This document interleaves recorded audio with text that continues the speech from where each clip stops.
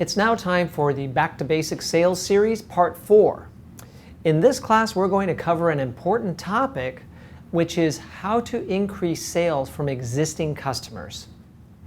This is very important because if you would like to establish a business that grows and grows and grows, you want to have a business that retains customers and actually increases business from existing customers rather than is constantly cycling through new customers. So here's the formula. The customers that you have, you want to keep, especially the good ones. And you want to add more and more business from them as you are adding on with new customers. Follow this formula and you will have a steady business that will continue to provide income for you throughout the years. This is what great salespeople do and what great business owners do. So regardless of your position, you can benefit from this material. So I have discovered 8 behaviors that salespeople go through in order to get more business from existing customers. And let's go through each of these behaviors one by one and talk about them so that you can be sure that you are following this process. All right, behavior number 1 is consistency. As you can see on this list, these are all 8 on the one slide, but we're going to go through them, as I said, one by one. So the first one being consistency. Now, consistency means a lot of different things. The first thing that I want to point out about consistency is that it means that you have a set quality, a standard of quality that your customer can expect with each transaction. Time after time doing business with you, they're going to get the same quality. I'll give you an example. Ruth's Chris Steakhouse. They have chains all around the country. And anytime you go into a Ruth's Chris Steakhouse, you can expect consistency. The service is going to be top-notch. The steak is going to taste great each and every time. So through that consistency, they build loyalty. And that loyalty increases because those customers know that if they take someone else out for a special dinner at Ruth's Chris, that it's an experience that they can enjoy and they'll receive praise from the person that they're taking there for the first time because they know that they can rely on the consistent quality of Ruth's Chris. Now, if you're watching this video and you're outside of the United States, you might not be familiar with Ruth's Chris. And I know I have a lot of international viewers. So I just want to explain a little bit. This is a high-end steakhouse that could charge as much as $75, $100, or even more per person for dinner. And that's including your entree, beverages, dessert, etc. So it's definitely a high-end experience. You don't necessarily need to charge a lot to benefit from this behavior, though. The point is that your customers expect a certain standard. If they get that, then they can be comfortable coming back again and again. So are you consistent? Do you always offer the same product quality and the same service quality with each transaction? That's the ante if you want to do more business with existing customers. If you're struggling to maintain a level of consistency, well then you're probably having to regularly attract new customers because old customers grow disenchanted with your erratic service or product offering. So this is definitely an area that you want to fix. And you might work for a company selling their products or services and finding that they have erratic quality. So you want to make a decision. Do you want to stay with that company? Or do you want to go to another company that has consistency as a hallmark? All right, I think you understand this one now. Let's go on to number 2. So number 2 is creativity. Creativity is incredibly important if you want to do business with people again and again. Because let's face it, do you want the exact same product for years on end or the same service? This doesn't contradict what I just said. They do want consistency of product quality and service, but that doesn't mean they don't want to see any innovation. Of course they do. Customers want and expect innovation from long-term vendors. So if you're going to add to business, then you need to be innovative and creative in your product and service delivery. Be thinking of enhancements. Each year, you should be thinking of something new that you can add. When you look at a company like Apple, they are very creative in adding new features to their products each and every year because they know that that's what their customers demand. And that's why their customers continue to come back to their products rather than leaving for competitors. So what's the situation with your company? Are you putting a lot of creativity into your products and services and continually innovating, or are you stagnating, offering the same thing? If you're stagnant, then you're going to have to get new customers that have not experienced your product before. It will be new to them, and they might find it exciting as a first-time experience. But they too will go through the same eventual downfall from finding that you haven't innovated your product over the years. So this is very important to keep in mind. Creativity as behavior number 2. Now, what about behavior number 3? It's curiosity. Curiosity is the innate quality that a salesperson has to learn more and more about a customer, their unique profile, their company's stance in the marketplace, who they compete against, what are their goals, what are their values, what are their aspirations, and how can you help? See, the longer you do business with a customer, it's expected that your knowledge of them will grow. And by having a growing knowledge, then you can find new ways to apply creativity to extend your business with an existing client. We just went over creativity, right? You get more creative, not just in delivering great products and services, but in also how you apply your solutions to a customer's business. I can tell you from my own experience that I have customers that have used multiple lines of services from my company. Training classes have led to the use of assessments, which has led to the use of one-on-one coaching. I have some clients that use the whole raft of services that I offer because of my creativity as well as my curiosity to understand more and more about their business. What other problems do they have that I could possibly solve? The deeper your relationship with a customer, the more likely you are to learn things about them that you didn't previously know. It's not unusual at all to start doing business with a customer around one line of business.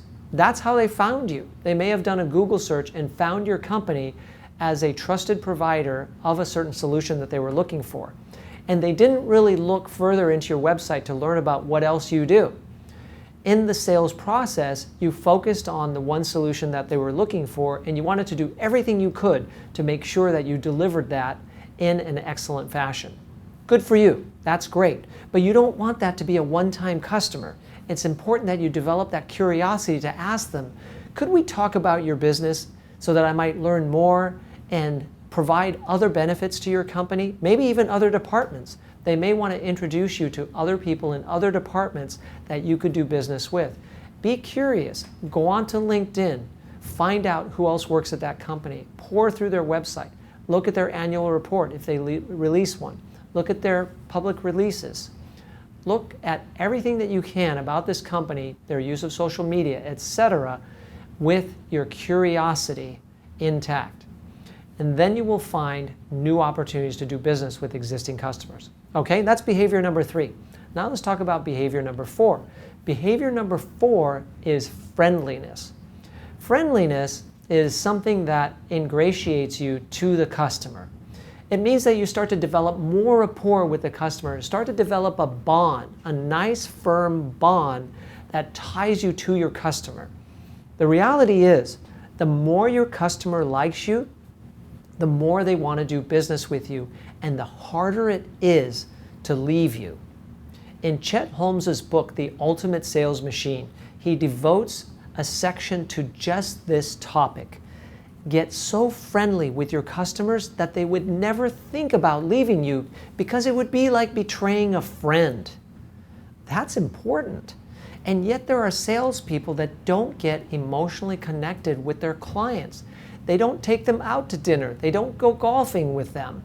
They don't take them out to sporting events or to other forms of entertainment, shows, etc.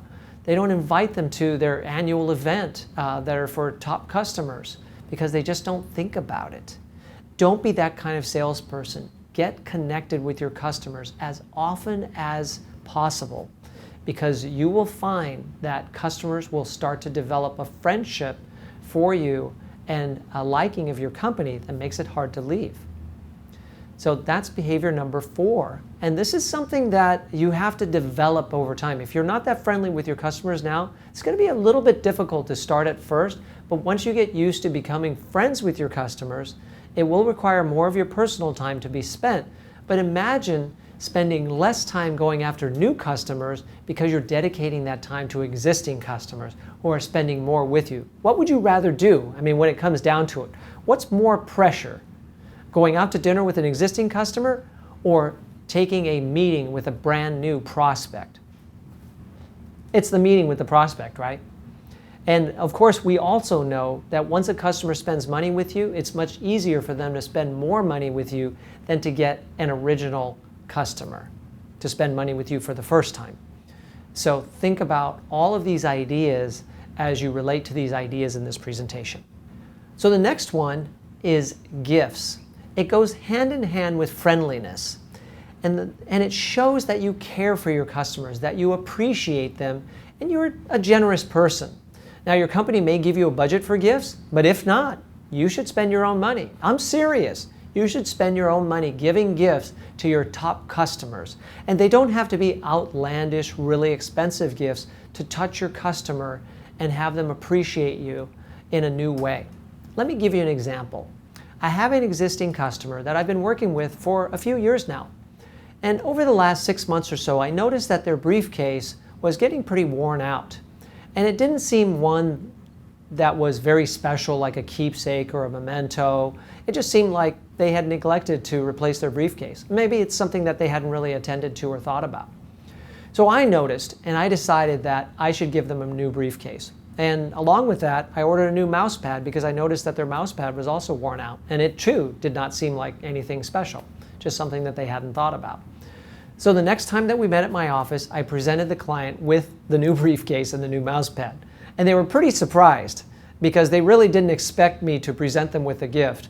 And this time, the client was really appreciative because it was something that they could use. In the past, I had given them some edible gifts, like baked goods, things like that, and it didn't seem to hit the mark. But I didn't let go of that idea. This time I found a gift that they could use, and the next time I met with them, they were using the new briefcase and the new mouse pad. So that told me that they were interested in that gift and appreciated it. What about you? What can you do for your clients that they would appreciate? Think about them and think about gifts that are personal, not generic gifts that someone else might have selected to give to them, but something that you gave them because you know them, because you've become friendly and have developed a relationship with them, so you know what they like.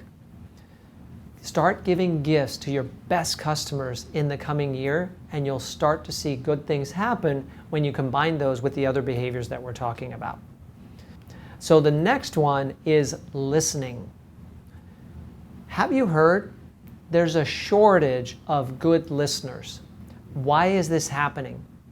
Well, one reason I think this is happening is because we happen to live in the age of distraction. People are more distracted than they've ever been because we have more and more channels of information coming at us than have ever existed. We have social media. We have lots of other forms of entertainment other than traditional television, movies, shows. We now have podcasts. We have video blogs. We have all kinds of video games. We even have people watching other people play video games. Kind of hard to believe, but it seems to be a phenomenon. There's a lot of different ways for us to be distracted, and the smartphone is another way. Have you ever seen a family eating in a restaurant and they're all looking at their smartphone instead of talking to each other? So guess what's happening in this age of distraction? People are listening less to others. This presents a real opportunity for you to improve your active listening skills. And this will be important because if you're going to get to know them and become friendly with them, you're going to want to develop your listening skills so that you can really tune in to what they're saying and understand the message behind what they're saying. Connect with people on an emotional level. There are 3 levels to listening. There's listening to respond, which is an area where a lot of salespeople get trapped. They're often driven to respond to what the customer says. It's a good thing. In a sales process, we do want to respond to what the customer says, but we're not really connecting with the customer. And some people would say, well, listen to understand, and that's a good thing. On top of listening to understand, though, is listening to connect. What is the emotional makeup of the person that you're talking to? When you listen for the message behind the message, now you're listening to connect with them as a real person. And if we want to maintain our customers for a long time, we need to start to get to know them as real people and develop those relationships. What are ways to improve your listening? Well, you can practice outside of work. With just your family and your friends, you can improve your listening skills by spending less time talking and more time listening. Start to pay attention to your conversations that you're having at work. How much time are you spending talking versus listening? And when you're talking with customers, lean in, give eye contact, show appreciation and understanding for what they're saying, and comment on what they're saying rather than change the subject or seek an outcome. Don't have an outcome, just have a conversation. If you'd really like to improve your listening, there is actually an online test that I administer called Learning to Listen. If you would like to take that test, contact me and I'd be happy to walk you through the process of taking it online and then sharing your results with you. It's quite inexpensive. So this is another way to build your business with existing customers to become a good listener. But we have 2 more to cover in this class. The next way is planning. Planning is putting your mind to work for your customer. This is extremely important and something that a lot of salespeople don't do. Salespeople generally are focused on the person that's right in front of them, the prospect who is interested in buying something now. Planning is a whole different perspective on your customer. Planning builds off of the curiosity and the creativity that we've talked about earlier. Imagine how a customer would feel knowing that you're dedicating time sitting at your desk thinking about them and their business and how you might do more to help them. That's pretty rare. It's pretty rare, and it would be pretty treasured by your best clients to know that you're sitting there strategizing to solve their biggest problems and that you might be proactively coming to them with solutions that they didn't even know you had. This can only come from concerted effort and thought, doing deep thinking. Block your calendar for time each week to spend just 15 minutes. This is where I'm asking you to start. Just block 15 minutes on your calendar for your top 6 customers. That represents an hour and a half out of your week. It's a small percentage of time, but start spending that 15 minutes each week thinking about the businesses of your top customers. And you will start to see ideas bubble up to your consciousness when you start thinking about customers, going through their website, reading through their press releases, following them on social media, and really thinking about where is this company headed, and reading articles that other journalists have written about this company perhaps.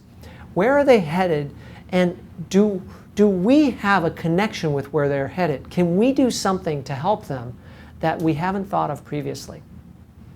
So I encourage you to really think about this step, because you will elevate in your customers' minds when they know that you're thinking about them when they're not around. And you'll be able to express it and show it when you have real conversations with them that connect, because you're using that great listening as well. All right, so now let's go into the last behavior that you can use to increase business with existing customers, and that's teamwork. Now, why is teamwork here? Well, it's here because as a salesperson, you always want to leverage the power of your team. Since your customer has already done business with your company, they've already encountered other members of your team. This is good, but it can also be bad. Because imagine if you work so hard to provide consistent quality of service, to ensure that your customers are listened to, that you've provided them with friendliness and gifts and creativity and planning. You've done all the right things, and yet someone else misses the mark, drops the ball, and makes a mistake that turns off your customer. That could cut off the flow of new business coming from that customer. So it's really important to take a team approach. Have meetings with other members of the company that focus on this customer and let them know, we want to start doing more business with this customer and I need your help to make that happen. Yes, I'm the salesperson who will be the one that has the conversations to get the increased business, but without a team approach to providing excellence, it's probably not going to happen. With the team approach, we can ensure a long-term relationship with a customer and practice good service that then starts to be something that the customer really finds to be excellent. And they can't imagine doing business with anyone else. In fact, what they can imagine is doing more business with you. That's why teamwork is so important and one of the steps in this framework of doing more business. So I have a section for you now that I want you to take out a piece of paper and just write down some ideas. You see on the screen some lines here. So just imagine, how do you stack up with your customer on these 8 different areas? What can you do to improve in these 8 different areas? And I'm going to show you the list again, so don't worry. I've got the list of 8 that you can look at and review and think about it, but I just want you to get that paper out, get that pen ready, and start writing down the ideas of how you can improve across these 8 different areas: consistency, creativity, curiosity, friendliness, gifts, listening, planning, and teamwork. Basically, give yourself a score from 1 to 4, with 4 being excellent, 1 being really poor, on each one of these 8, and seek to have a score of 32. Believe me, if you have a score of 32 on this list, you should be getting more business from existing customers. And remember, going back to the beginning of the presentation, when you have that floor of happy existing customers that continue to give you more and more business, you add on some new customers, you don't have to prospect as much, you don't have to take as many high-pressure meetings, you just continue to reap the dividends of a growing business, adding on to it steadily as the years go by, and seeing your income grow and grow and grow. That's the power and the potential of following this class. So that's the end of this Back to Basics class. I invite you to learn more about me by going to my website at buildandbalance.com and look under sales training or sales coaching if you'd like to work with me directly, or have me come to your company to take your team through classes like this. I would also appreciate it if you're new to the channel to subscribe, comment on the videos with your questions, like and share these videos to help other salespeople in your network. You can also follow me on Twitter and see shares that I've put there of other videos. Thank you very much for following this class.